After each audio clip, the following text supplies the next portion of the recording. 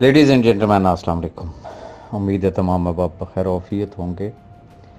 First of all मैं उन तमाम अहबाब का बेहद शुक्रगुज़ार हूँ कि जिन्होंने मेरी लास्ट वीडियो जो कि अप्रॉक्सीमेटली कोई 36 मिनट्स की है, मेरे इसी यूट्यूब चैनल पे है, उसको उन्होंने बगौर देखा और सुना और उन्होंने अपनी अपनी राय का इजहार किया। किसी ने उसको पॉजिटिव लिया, किसी ने उसको नेगेटिव लिया। मैं हर शख्स की राय का एहतराम करता हूँ, हर शख्स को अपनी राय देने का पूरा पूरा हक हासिल है। और अपने लिए ज़ाती तौर पे अगर वो बाशऊर शख्स है तो वो अपने लिए बेहतर फ़ैसला खुद कर सकता है। मैं उसी की कंटिन्यूटी में मज़ीद सिर्फ मैं इतनी गुजारिश करना चाहूँगा कि किसी भी किस्म का कोई इबहाम नहीं है।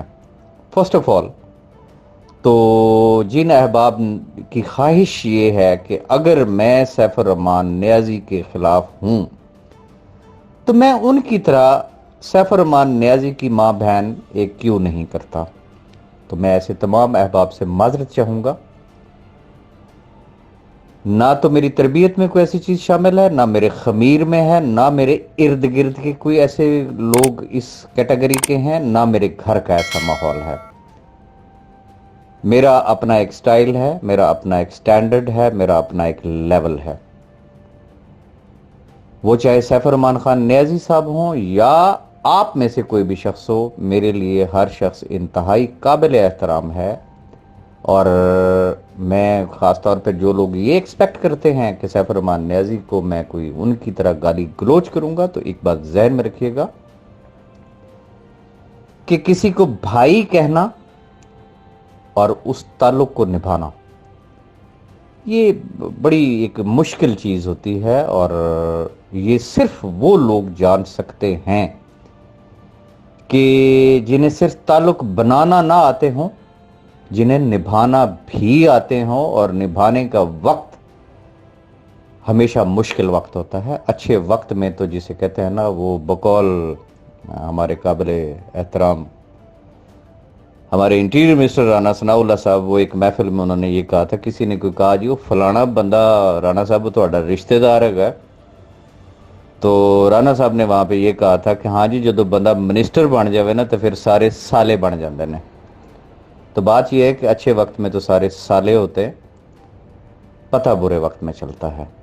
सैफुर रहमान खान नियाज़ी हमारी इज्जतें साझी हैं। अगर मैंने उसको भाई कहा है, उसकी माँ मेरी माँ, उसकी बहन मेरी बहन, उसकी बेटी मेरी बेटी, उसके बच्चे मेरे बच्चे, उनकी बेगमात चाहे वो एक्स हों तो चाहे वो मौजूदा हों, वो मेरी भाभियां हैं, मेरी बहनों की जगह पे हैं, काबिल एहतराम थी, हैं और रहेंगी। इख्तलाफ अपनी जगह पे है, मैं रिपीट करूंगा, इख्तलाफ अपनी जगह पे है। तमीज़ के दायरे में रहते हुए, अखलाक के दायरे में रहते हुए बड़ी से बड़ी बात की जा सकती है। और अगर मैंने कोई कसर छोड़ी हो जो ज़मीनी हकायक हैं उनको सामने लाने में, तो फिर तो कोई शख्स मेरे ऊपर ऑब्जेक्शन करे। ये जो चीखें, ये बांगें, ये जो रिएक्शन जो आपको नजर आया, मैं मजबूरी समझ रहा हूं अहबाब की। देखें वो क्या कहते हैं, जिसका खाया हो ना, पंजाबी में उसे कहते हैं कि जिदा काना हुए बंदा उसके खिलाफ कभी भी नहीं बोलेगा, कभी भी लब कुशाई नहीं करेगा, बातचीत कर लेगा लेकिन प्रैक्टिकल स्टेप की तरफ हरगिज नहीं जाएगा। तो मैंने अगर इतना अरसा खामोशी इख्तियार की थी तो उसकी एक रीजन थी। रीजन ये थी कि इससे पहले जितनी मर्जी हम बातें कर लेते, तो ये दिमाग की दही और लस्सी जिस तरीके से ग्रुपों में आप देखते हैं ना, सुबह से लेकर रात तक था, जब तक ये सिलसिला चलता है, तो ये सीन एज इट इज चलना था और मैं भी उसी चीज का एक हिस्सा होता। जबकि मुझे पता है कि राइट टाइम पे राइट मूव किस तरीके से ली जाती है। दिस इज द टाइम, ये वो वक्त है कि اللہ کرے کہ اگر جج صاحب کی اپائنٹمنٹ ہوتی ہے, جج صاحب ریزیوم کرتے ہیں کورٹ کو, تو اس کے بعد پہلا جو سٹیپ ہے وہ فرد جرم کا ہے, اور فرد جرم کے بعد آگے ٹرائل سٹارٹ ہونا ہے. تو ٹرائل کے ٹائم پہ پہلی بات یہ کہ یاد کرے, میں نے تو اس وقت لوگوں کو منع کیا تھا جس وقت ابھی کیس ہائی کورٹ میں چل رہا تھا اور صاحب بھائی کی ضمانت ریجیکٹ نہیں ہوئی تھی, کہ مت جائے نیب, قریبی اسٹیشن آپ کے لیے سیف الرحمان خان نیازی ہی ہے. لیکن یہ پیڈ یوٹیوبرز اور ایک مافیا اور ادر کمپنیز کے لوگ, اور بالخصوص کچھ ایسے اصحاب جو کہ اب سٹوریاں سامنے آئی نا, پہلے مجھے نہیں تھا پتا, کہ جنہوں نے اپنی ہمشیرگان کے رشتے جو ہے وہ صاحب بھائی کو آفر کیے تھے اور ڈیو ٹو اینی ریزن انہوں نے ریجیکٹ کر دیے تھے. تو وہ بدلے لوگ جو ہے انہوں نے نکالے ہیں, اور انہوں نے یہ سمجھا کہ یہ بدلہ جو ہے وہ سیف الرحمان خان نیازی سے نکالا جا رہا ہے, لیکن وہ بدلہ انفیکٹ ان لاکھوں لوگوں سے لیا گیا. میں نے تو اس وقت بھی منع کیا تھا, لیکن میری بات نہیں سنی گئی. نیب کی ریکوائرمنٹ ہے 100 اپلیکیشن. وہاں آن ریکارڈ جو بات ایٹ دا ٹائم آف بیل ان اسلام آباد ہائی کورٹ میں جو نیب نے ریکارڈ سبمٹ کیا, تو اس میں انہوں نے کنفرم کیا, انہوں نے کہا جی ہمارے پاس 130 سے زائد ویریفائڈ اپلیکیشن ہے اور تقریباً کوئی 5800 یا 6000 کے لگ بھگ ان ویریفائڈ اپلیکیشنز ہیں. اب جو ایک وقت تھا یہ پنگا نہ لینے کا, اس وقت سب لوگوں نے ہوش سے کام نہیں لیا بلکہ جوش سے کام لیا. جس نے رستہ دکھایا نیب کا وہ گئے. اوکے, یہ بھی ایک تجربہ ہے, ہمیں بھی تجربہ ہو رہا ہے, آپ کو بھی تجربہ ہوگا. اب چونکہ وہ تیر کمان سے نکل چکا تھا, اس کے بعد میں نے اس ٹاپک پہ بات کرنا ہی چھوڑ دی کہ مت جائے نیب. بھائی اب 100 کے بعد 100,000 100,000 لوگ بھی اگر چلے جاتے ہیں نا نیب میں, تو کیس تو ایز اٹ از اسی طریقے سے رہے گا نا, کوئی فرق نہیں پڑتا. اور یہ بات ذہن میں رکھیے گا کہ صاحب بھائی کی اگر جو ضمانت ہوئی, جو احباب یہ کہتے ہیں نا کہ اس وقت راج صاحب آپ ایسا نہ کرتے, بھائی نیب کی ریکوائرمنٹ تو 100 کے سکور پہ ہی پوری ہو گئی تھی نا. آپ نے اپلیکیشن دی یا نہ دی وہ ایک برابر ہے. پھر نیب نے ہی کہا نا کہ 5800 یا 6000 کے لگ بھگ اپلیکیشنز پڑی ہوئی ہیں. کیا اسلام آباد ہائی کورٹ نے ان تمام چیزوں کو کنسیڈر کیے بغیر انہوں نے بیل دی تھی؟ تو آنسر از نو, انہوں نے کنسیڈر کیا.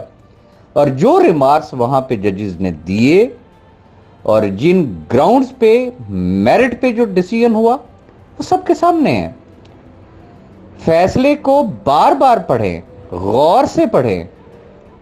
جو احباب کہتے ہیں نا کہ جی وہ اس نے تو وہاں پہ سٹیٹمنٹ دی تھی, کوئی سٹیٹمنٹ نہیں دی تھی اس نے, وہ تو جیل میں تھا. اور جب آفٹر اریسٹ اگر کسی کی بیل سبمٹ ہوتی ہے کورٹ کے اندر, تو کبھی بھی ملزم اس وقت کورٹ میں حاضر ہی نہیں ہوتا. یہ کسی بھی وکیل سے آپ پوچھیں تو اس نے کس طریقے سے وہاں پہ کون سی ایسی آفر کی تھی کہ جی مجھے بس آپ یہ ضمانت دے دے تو میں فوراً یہ کر دوں گا. انکنڈیشنل آن میرٹ جو ہے وہ اس کی بیل تھی. لیکن آپ کو پتا ہے کہ ایک مخصوص طبقہ ہے وہ بس بغیر کسی بنیاد کے, جب بغیر گٹے جوڑے جب جھوٹ بولنا ایک شخص کی فطرت میں شامل ہو جائے اور الزام وہ دوسروں پہ لگائے کہ فلانا شخص جھوٹا ہے, ایسے شخص کا میں یا آپ کیا بگاڑ سکتے ہیں؟ صرف وہ اپنے آپ کو ہی ایکسپوز کر رہے ہوتے ہیں. اینی ہو, اب میری لاسٹ ویڈیو جو آپ نے دیکھی, میں اس کا کنکلوژن آپ کو دے رہا ہوں. What is conclusion? یہ ریکارڈ پہ میں چیزیں اس لیے رکھنا چاہ رہا ہوں کہ کل کو جب پھر چیخیں ہوں گی, بانگیں ہوں گی, اس وقت کوئی یہ نہ کہے کہ ہمیں تو پتہ ہی نہیں تھا. جو اب بھی کہتے ہیں ہمیں تو کک پتہ نہیں ہے, ہمیں تو صرف پیسے سے غرض ہے, ہمیں پیسے ملنے چاہیے. یس آف کورس آپ کو کک پتہ نہیں ہے, نہ آپ کو نیب کا پتہ ہے, نہ آپ کو عدالت کا پتہ ہے, نہ آپ کو عدالتی کارروائی کا پتہ ہے, نہ آپ کو قانون کا پتہ ہے. اسی چیز کا تو رونا ہے. کاش کے پتہ کر کے رائٹ ڈائریکشن میں اگر کیس کو لے جانا چاہیں تو یہ صرف یہ لاکھوں خاندانوں کو چلے چھوڑ دیں، کم از کم آپ تو پروٹیکٹڈ ہوں گے بھائی، آپ کو تو کوئی آس امید رہے گی۔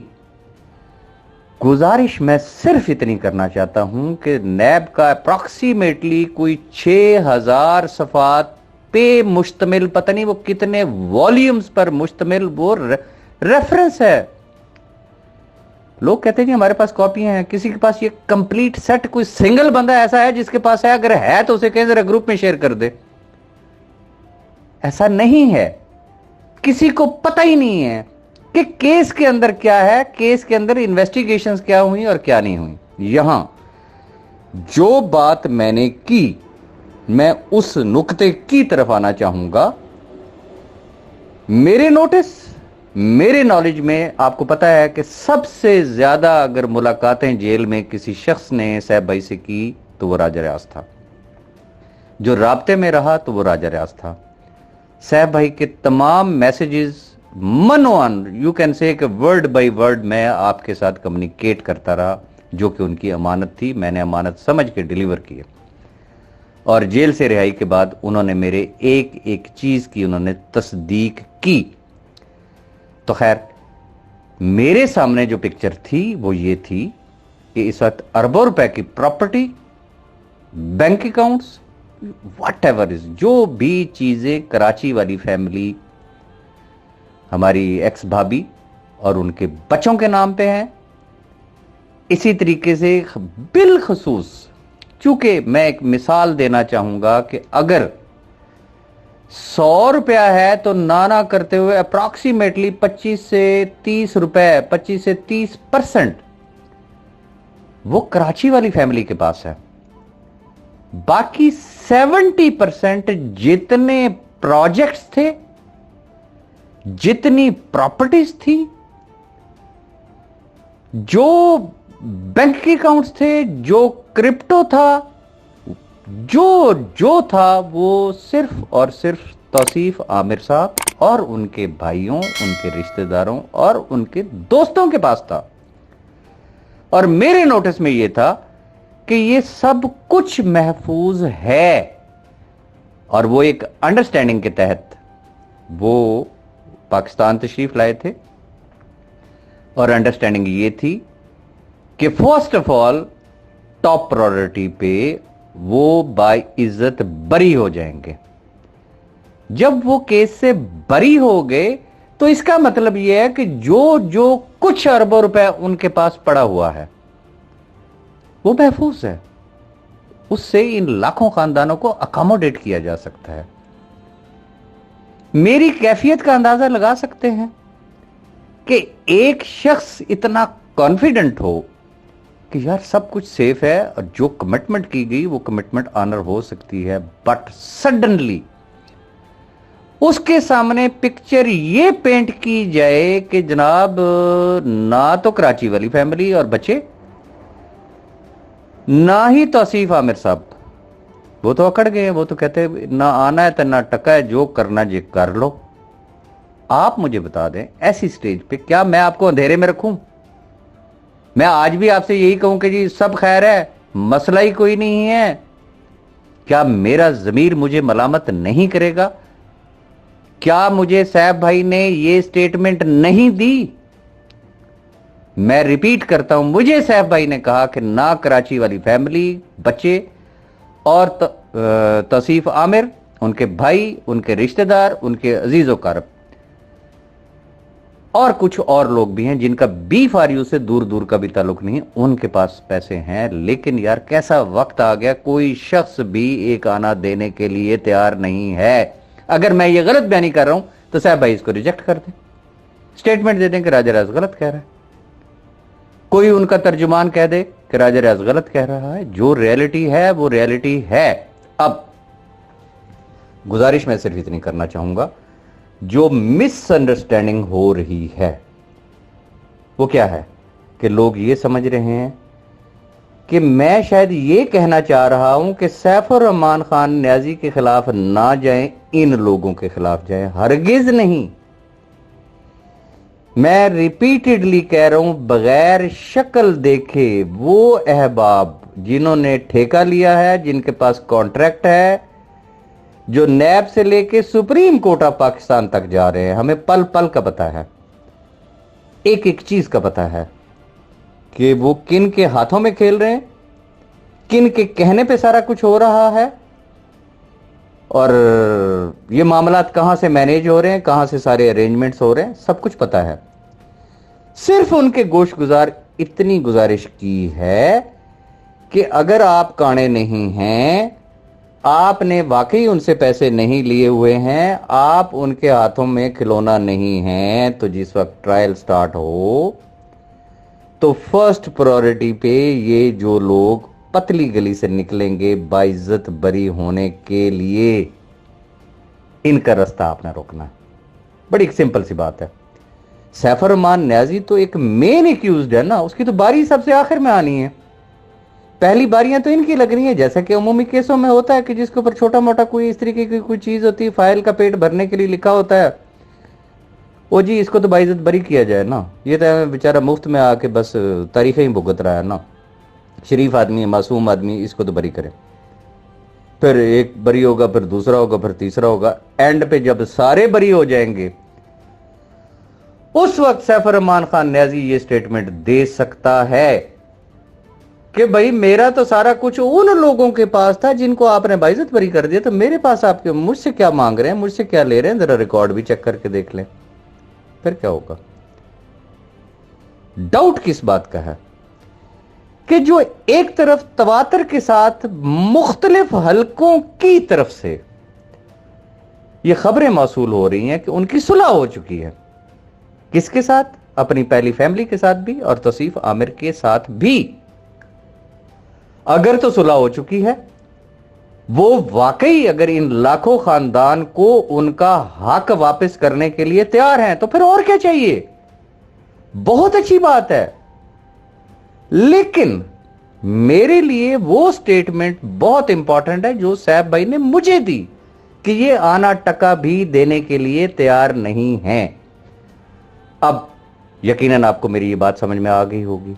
अब जो अहबाब ये कहते हैं कि सैफर रहमान न्याजी एक बैग लेके आया था मलेशिया से, वो तो कंगला था, उसके पास तो टका भी नहीं था। मेरा सवाल ये है कि कराची वाली फैमिली और उनके बच्चों के पास अगर अरबों नहीं तो ये करोड़ों की प्रॉपर्टी ये कहां से आई है? बड़ी सिंपल सी बात है ना, एक आसान सा फार्मूला है ना। मैं नहीं जानता हूं, मेरी आज दिन तक मुलाकात नहीं है तौसीफ आमिर साहब से, लेकिन उनके गांव का बच्चा बच्चा ये गवाही देता है कि B4U ज्वाइन करने से पहले ये पता नहीं 4-5 मरले या 3 मरले के घर में सारे भाई इकट्ठे एक घर में रहते थे, और उनके पास एक टूटा हुआ मोटरसाइकिल था चंद साल पहले। आज अगर इतनी बड़ी एक एम्पायर उन्होंने खड़ी की है, agriculture land, farm house, fertiliser की कंपनी, और फिर मार्बल फैक्ट्री दुबई में, उकाड़ा में वो जिसे कहते हैं वो फ्राइड चिक्स, नेस्टो के नाम से ब्रेवो स्टोर को कन्वर्ट किया गया, और पाकपतन में कोई एस्पायर के नाम से जो इदारा वो चला रहे हैं, कॉलेज चला रहे हैं, और इसके अलावा और बहुत कुछ। ये अरबों रुपए कहां से आया? बड़ा एक आसान सा फार्मूला मैं रिपीट कर दूंगा। सैफर रहमान न्याजी एक बैग लेके आया था, कराची वाली प्रॉपर्टी फैमिली, उनके पास ये अरबों नहीं तो करोड़ों की जायदादें कहां से आई? तौसीफ आमिर साहब और उनके भाई साहिबान या उनके अजीजों कारब, जिनके लिए ये कहा जाता है कि उनके पास कुछ भी नहीं था, तो ये अरबों की प्रॉपर्टीज, ये सब कुछ, ये गाड़ियां, ये प्रोजेक्ट्स, ये कहां से आए? किसी में हिम्मत है उनसे पूछ सकता है? जिसमें हिम्मत है वो फिर ऐलान करे कि यस, मैं सड़कों पे नहीं घसीटूंगा, मैं उसका गिरबान नहीं पकड़ूंगा, मैं उसकी इंसल्ट नहीं करूंगा, मैं लीगल वे में कोर्ट के अंदर उनके बाइज्जत बरी होने की मुखालफत अपने वकला के थ्रू कराऊंगा। और डट के केस लड़ूंगा। मैं तो सिर्फ इतनी सी बात करना चाह रहा हूं, सिर्फ इतनी सी गुजारिश करना चाह रहा हूं। बाकी जो अहबाब मुझसे बार बार पूछते हैं, मैं तमाम अहबाब को एक गुजारिश करना चाहूंगा, न्यूट्रल होके एक बात सोचिएगा कि अप्रॉक्सीमेटली ना करते हुए 1.5 साल से ज्यादा अरसा हो गया मैंने किसी कंपनी को ज्वाइन नहीं किया, कुछ नहीं किया। आखिर मेरी भी कोई जिम्मेदारियां होंगी, मेरे भी कोई बच्चे होंगे। यस, ये मेरा भी राइट बनता है कि मैं दुनिया की कोई भी कंपनी ज्वाइन करूं, मैं उसमें नेटवर्किंग करूं। मैं दुबई में बैठा हूं, मैं अल्हम्दुलिल्लाह इंटरनेशनली मैं काम कर सकता हूं, और मुझे जैसे ही कोई इस तरीके का प्लेटफॉर्म नजर आया, वाकई प्लेटफॉर्म, सत्यानाश प्रोग्राम नहीं, प्लेटफॉर्म जिसे कहते हैं कि यस, अगर नजर आया तो definitely I will join it. बेशुमार प्रपोजल्स मेरे सामने हैं, डिफरेंट कंपनीज ने मुझे अप्रोच किया है, लेकिन मैं उनको एनालाइज किया है, बहुत सारी चीज़ों को, बहुत सारी कंपनियों को मैंने माजरत की है, कुछ अंडर कंसिडरेशन भी हैं। लेकिन अगर मैं किसी नतीजे पे पहुंचा तो ऑब्वियसली मैं कभी भी आर नहीं महसूस करूंगा, मैं बबांगे दोहल बताऊंगा कि यस, मैं फलां कंपनी में काम कर रहा हूं। सरे दस्त मैं किसी कंपनी में काम नहीं कर रहा। मेरी जो अपनी कंपनी है प्रोफिशेंट मार्केटिंग मैनेजमेंट, ये इसका मैंने लाइसेंस लिया है दुबई से। मेरे पास एडवर्टाइजमेंट, मार्केटिंग, प्रमोशन और उससे रेलेवेंट जो भी जितनी भी फील्ड्स आती हैं उसका लाइसेंस है। सरे दस्त मैं उसके ऊपर फोकस हूं और उसमें काम कर रहा हूं। तो ये मेरी गुजारिशात थी। अगर कोई मेरी बात बुरी लगी हो किसी भी दोस्त को, तो मैं एक दफ़ा फिर माजरत चाहूँगा, लेकिन ये वक्त है यूनाइटेड हो जाएं और गाली गलौज से परहेज करें। ये जो औरतों वाले तंज, औरतों वाली लड़ाई और खुसरों वाले ताने और बददुआएं, इनसे हट के भी मर्दों की तरह भी बात हो सकती, to the point, with logic, इज्जत एहतराम से भी बात हो सकती है। तो ये वक्त है जुड़ने का, ये वक्त इल्जाम तराशियों का नहीं है। ये वक्त हाथ से निकल गया तो फिर मुड़ के हाथ नहीं आएगा, और ना आया तो फिर लिख के रख ले राजा रियाज, आप सबको बहुत याद आएगा। Thank you very much.